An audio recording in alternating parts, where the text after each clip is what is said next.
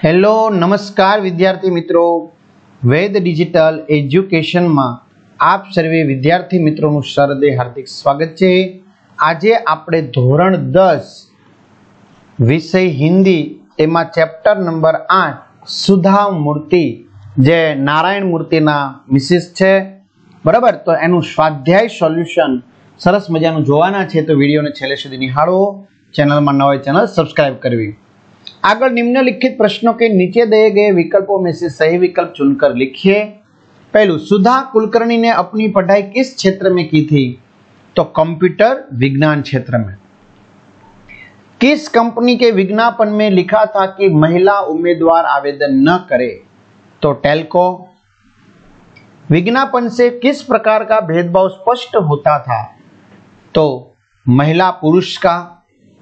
सुधा कुलकर्णी को साक्षात्कार के लिए कहां बुलाया गया? तो पुणे। लेखिका सुधा मूर्ति को 2002 में वुमन ऑफ द ईयर का पुरस्कार किसने दिया? तो एक FM रेडियो ने।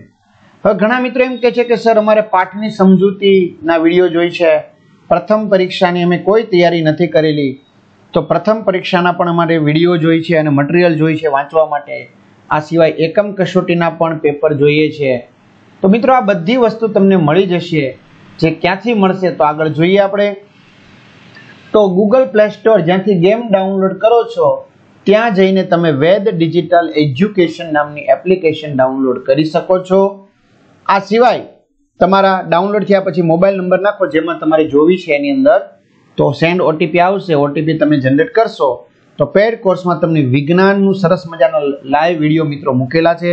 एकवार जोशो એટલે તમને સારી રીતે યાદ રહી જશે। આ સિવાય વિજ્ઞાન એસએસ નું વાંચવાનું મટીરીયલ પણ મૂકેલું છે રંગીન ચિત્ર સાથે, બરાબર। એક્ઝામ પેપરમાં એકમ કસોટીના પેપર મળશે, YouTube વિડિયો મળશે, પ્રથમ પરીક્ષાના પેપર અહીંથી મળશે પેડ કોર્સમાં। YouTube વિડિયોમાં જાવ એટલે 3 થી 12 ધોરણ સુધીના વિડિયો છે, એમાં તમારું ધોરણ સિલેક્શન કરી લેવાનું એટલે તમારા વિષય ખુલી જાય। વિષયમાં જાવ એટલે પાઠ ખુલે, પાઠમાં पाठ स्वाध्याय पोथिया बधा ज विडियो मळी जशे। यूट्यूब ना विडियो तमाम फ्री में मळशे, अथवा शाळा मित्र नामनी एप्लिकेशन भी तमे डाउनलॉड करी शको छो, बराबर। एमां धोरण में जाओ, एमां उपर तमारुं माध्यमिक हशे, एमां धोरण 10 में जशो, पाठ्यपुस्तक में जशो એટલે तमारा विषय खुलशे 10 ना, एमां जशो એટલે चेप्टर प्रमाणे तमने विडियो मळी जशे। एमां वेद डिजिटल ना विडियो तमे जोई शकशो। बीजू, निम्नलिखित प्रश्नों के उत्तर एक एक वाक्य में लिखिए। टेल्को कंपनी का विज्ञापन किस पद के लिए था? तो टेल्को कंपनी का विज्ञापन इंजीनियरिंग के पद के लिए था। विदेश जाकर सुधा किस क्षेत्र में पढ़ाई करना चाहती थी? तो विदेश जाकर सुधा कंप्यूटर विज्ञान के क्षेत्र में पढ़ाई करना चाहती थी। विज्ञापन की अंतिम पंक्ति पढ़कर सुधा के मन में क्या विचार आए? तो विज्ञापन की अंतिम पंक्ति पढ़कर सुधा के मन में विचार आया कि यह तो स्त्री पुरुष के बीच असमानता की बात है, इस भेदभाव को सहना उसके बस की बात नहीं है, वह इसका डटकर विरोध करेगी। वृद्ध सज्जन ने स्नेहमयी वाणी में साक्षात्कार के समय सुधा से क्या कहा? तो वृद्ध सज्जन ने स्नेहमयी वाणी में साक्षात्कार के समय सुधा से कहा कि यहाँ फैक्ट्री में मुख्य कार्यस्थल पर किसी महिला की नियुक्ति नहीं की जाती, अतः आपको अनुसंधान शालाओं में जाकर कार्य करना चाहिए। सुधा कुलकर्णी ने किससे शादी की? तो सुधा कुलकर्णी ने नारायण मूर्ति से शादी की। इंफोसिस फाउंडेशन ने कर्नाटक के सरकारी स्कूलों के लिए क्या किया? तो इंफोसिस फाउंडेशन ने कर्नाटक राज्य के सभी सरकारी स्कूलों में एक एक कंप्यूटर की योजना बनाई और उसे कार्यरूप दिया। सुधा मूर्ति महिलाओं की सफलता पर क्या कह उठी?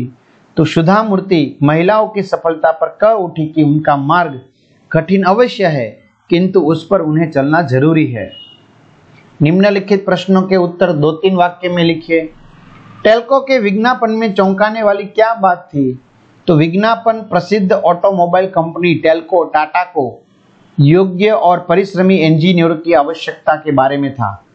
उसमें अंतिम पंक्ति में छोटे छोटे अक्षरों में लिखा था, महिला उम्मीदवार आवेदन न भेजे। टेल्को के विज्ञापन में यह चौंकाने वाली बात थी। सुधा ने स्त्री पुरुष के भेदभाव के लिए क्या निश्चय किया? तो सुधा ने विज्ञापन में छोटे छोटे अक्षरों में महिला उम्मीदवार आवेदन न भेजे वाक्य पढ़ा। तो यह बात उन्हें पची नहीं। उन्होंने निश्चय किया कि वे टेल्को कंपनी के सर्वोच्च अधिकारी को सूचित करेगी कि उनकी कंपनी महिलाओं को इस प्रकार का अन्याय कर रही है। सुधा और नारायण मूर्ति ने इंफोसिस फाउंडेशन द्वारा क्या क्या कार्य किए? तो सुधा और नारायण मूर्ति ने इंफोसिस फाउंडेशन द्वारा सामाजिक विकास, समाज सुधार तथा राहत कार्य के अनेक कार्य किए। उन्होंने सरकारी स्कूलों में एक एक कंप्यूटर और लाइब्रेरी योजना को कार्यरूप दिया, अनेक अस्पतालों को चिकित्सा उपकरण उपलब्ध कराए, अनेक शहरों में चिकित्सा सहायता दी और राहत कार्य करवाए, अनेक गांवों में कंप्यूटर वितरित किए, स्कूली इमारतें बनाई तथा विद्यार्थियों को छात्रवृत्तियां दी। कर्नाटक सरकार तथा अन्य संस्थाओं द्वारा सुधा को किन पुरस्कारों से सम्मानित किया गया? तो सुधा मूर्ति को अनेक कार्यों के लिए अनेक पुरस्कार दिए गए। कर्नाटक सरकार तथा अन्य संस्थाओं द्वारा सुधा को कर्नाटक राज्योत्सव पुरस्कार, ओजस्विनी पुरस्कार, मिलेनियम महिला शिरोमणि पुरस्कार, woman of the year, FM radio द्वारा तथा राजलक्ष्मी आदि पुरस्कार दिए गए।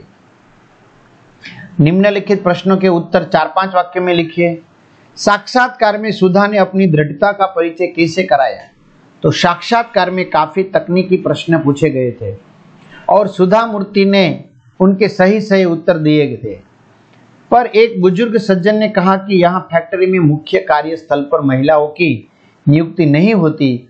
उनका उत्तर सुनकर सुधा ने दृढ़ता पूर्वक कहा कि आपको कहीं न कहीं से तो शुरुआत करनी होगी, वरना आपकी फैक्ट्री में कभी भी कोई महिला काम नहीं कर पाएगी। और सुधा को उस कंपनी में इंजीनियर के पद पर नियुक्त कर दिया गया। सुधा के स्थान पर आप होते तो क्या करते? तो आज की नारी प्राचीन काल की नारी नहीं रह गई है। प्राचीन काल में महिलाओं के लिए विभिन्न कारणों से शिक्षा और विकास के अवसर उपलब्ध नहीं थे। वह पुरुष प्रधान समय था। तब महिलाओं के लिए बहुत कम क्षेत्र उपलब्ध थे, इसलिए लोगों की धारणा बन गई थी कि महिलाएं कुछ निश्चित कार्य ही कर सकती है। आज महिलाओं के लिए शिक्षा, तकनीक, राजनीति, व्यवसाय, विज्ञान आदि हर क्षेत्र खुले हैं।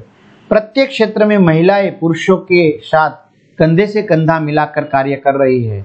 वे कार्यालयों में नियुक्ति से लेकर शिक्षिका, वैज्ञानिक, व्यवस्थापनिका, इंजीनियर, नेता आदि सभी रूपों के में अपना महत्व सिद्ध कर चुकी है।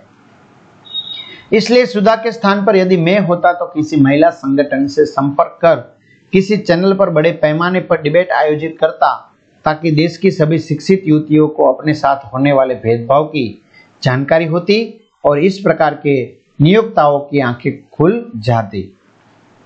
सुधा मूर्ति महिलाओं के लिए किस प्रकार प्रेरणा मूर्ति है? तो सुधा मूर्ति एक साहसी और दृढ़ संकल्प वाली महिला है। वे समाज विकास तथा समाज सुधार के प्रति समर्पित है। महिलाओं के प्रति अन्याय उन्हें सहन नहीं होता। टेल्को टाटा की ओर से इंजीनियरों की आवश्यकता वाले विज्ञापन में महिलाओं के लिए आवेदन न करने वाले वाक्य के खिलाफ उन्होंने आवाज उठाई और टेल्को में इंजीनियर के पद पर पहली महिला के रूप में उनकी नियुक्ति हुई। इसके बाद उन्होंने अपने पति नारायण मूर्ति के साथ इंफोसिस जैसी कंपनी की स्थापना की। वे इंफोसिस फाउंडेशन की चेयरपर्सन बनी और इसके माध्यम से उन्होंने समाज विकास, लेखन, समाज सुधार, शिक्षा, चिकित्सा, गरीब छात्रों की सहायता, स्कूलों की इमारतों का निर्माण जैसे अनेक कार्य किए। उन्हें अनेक पुरस्कारों से सम्मानित किया गया है। इस प्रकार सुधा मूर्ति महिलाओं के लिए प्रेरणा मूर्ति बन गई है।